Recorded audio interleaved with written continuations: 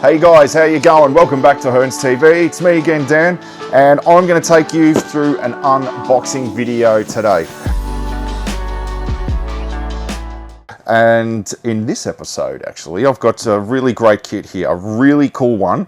It's an aircraft that I think is pretty underrated, even though it's still fairly well known throughout military history. And guys, I am talking about the Hawker Hurricane. In particular, the Mark II-D.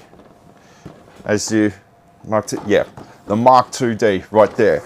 And this was the ground attack version of the Hawker Hurricane. And yeah, I'll tell you more about the Hawker Hurricane as we go along. But yeah, let's check out the box artwork before I open up and tell you a little bit more about it. So, as you can see, this is a 1:24 scale, so this kit is probably going to be pretty huge. And yeah, it's made by the good people at Trumpeter. This is actually a fairly old kit. I think it's from 2007. So yeah, but it's been here for a little while actually, and I've been eyeballing it, you know, up on the shelf, thinking I'd really like to do an unboxing video about that one time. So yeah, finally got round to it. Yeah. As you can see, look at the box art there. Isn't it beautiful? And there it is in its desert camouflage. It was deployed in North Africa. The Hurricane was first flew in 1935 and entered service in 1937.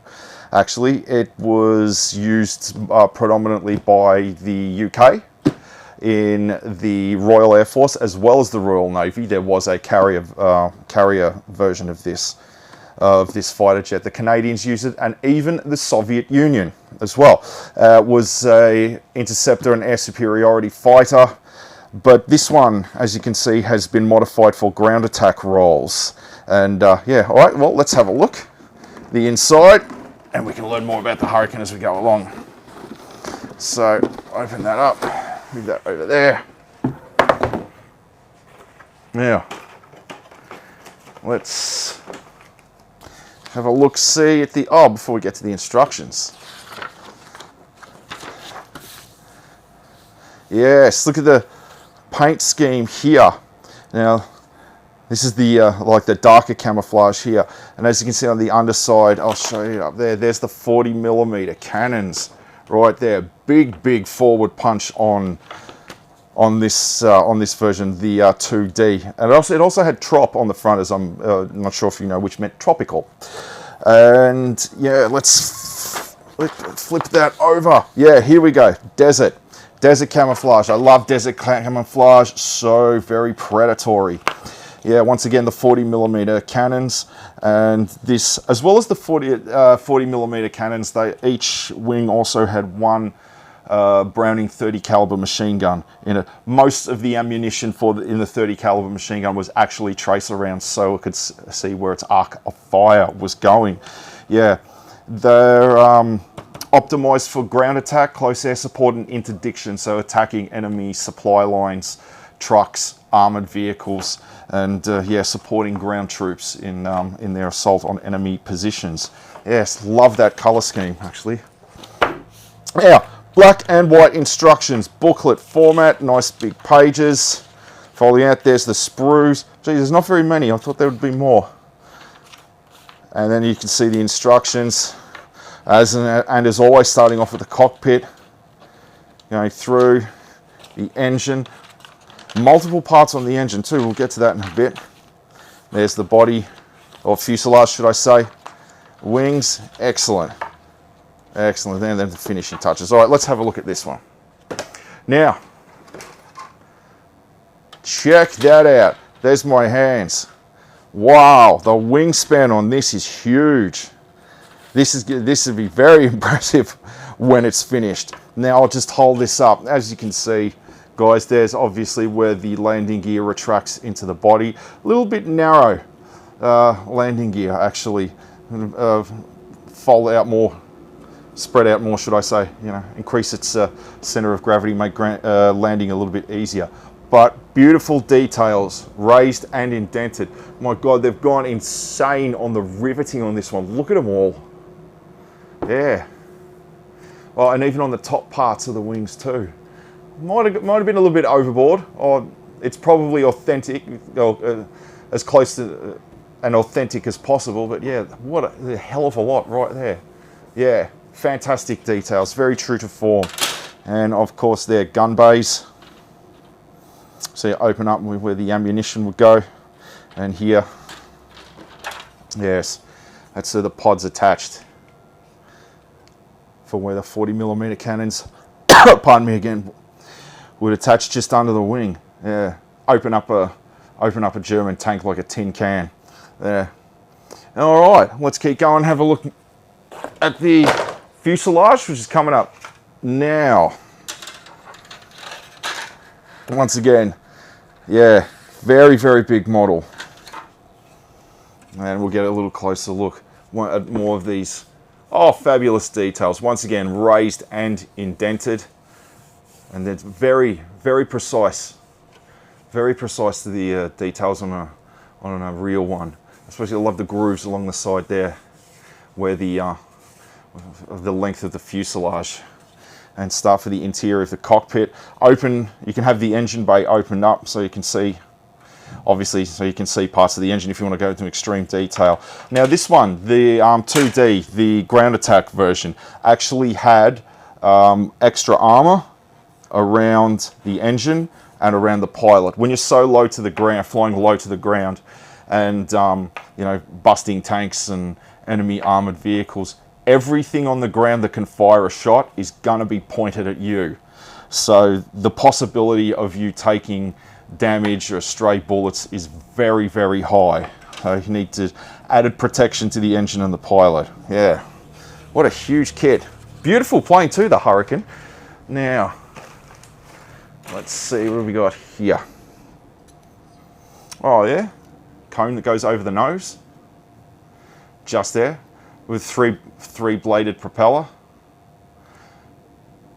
And here we got some of the, yeah, that looks like to be the rear tire or the rear landing gear, and some of the air intakes that would go along where the wings are. Very nice. Now what do we got? Ah, the engine. And like, I like this, the propeller in 3 separate pieces, instead of having it attached to the sprue just there, instead of having it attached to the blade. Excellent. Multiple parts for the engine, so you can really fixate on the details here. This will give you a really good chance with washers and whatnot to bring out the details on the engine, so you can add grime and oil stains and yeah, go into extreme detail, as I was saying. That's where your propeller would attach just there. The three little hubs where they would lock into place. Very good. Very good. Now, what else? Here we are. This is one of the things that makes it so visually recognizable on this particular version. And here's the big scoop that goes at the front, just under the engine, you know, just before the propeller. There was a big fat air intake in there. That was to help filter out dirt and dust, because it's an occupational hazard when you're in the desert, I'm afraid, and all the dust that's kicked up by the vehicles on the ground that you'd be flying not that far above can get you know, sucked into the intakes on the engine. So yeah, you needed to have extra air and extra filtration systems. And here we have, looks at the front parts of these goes over the leading edge of the wing just there, and there's the ports where the Browning machine guns would fire out of, just there. And here you have them right there. Excellent. Yeah, 30 caliber guns. Like I was saying, mostly tracer rounds. They have, I think it was a magnesium coating, and they're the streaks of red that we see when machine guns are firing, so they know exactly where the trajectory of the bullet and if they're hitting the target or not. So let's have a look, see, what do we got here? Ah, the seat for the pilot, the cockpit just there. All of the dials for the interior of the cockpit, all of the details for in there. And we have here the tailplane at the very end. Yes, for control surfaces and all of the smaller little details. That's the rear plate that goes behind the pilot, just behind his seat. Rear protection from gunfire, shrapnel and shells, yeah. What else have we got here? More control surfaces for the plane. Now these are the flaps that go along the trailing part of the wing, and then the tail planes just there. More the control surfaces for when it's in flight. And what do we got there? It looks like bits that go on the inside. Maybe parts where the landing gear would retract back into the aircraft. And geez, nearly done. Wow. Like I said at the start, there's not a hell of a lot of sprues on this kit. So yeah, there was 220 something parts in total, which isn't really that much for a 24 scale. Yeah, and here we go. Landing gear, just there. More of the air intakes. Sorry, the wheels, and there's parts of the landing gear struts just there. More of the control surfaces. The front and the back of the wings, just there. Excellent, very, very nice. Good details too, once again. Like you can see all the rivets, the bolts and everything, holding everything together.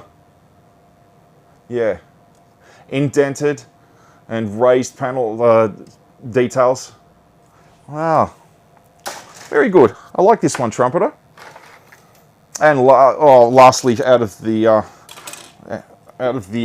main sprues, look at that. That is the 40mm gun, just there. Huge, big round on that one, and that's the pod that would be held in and then attached just under the wing. Yeah. You're going to have a very bad day if one of those shells hits the vehicle that you're in. And what do we got?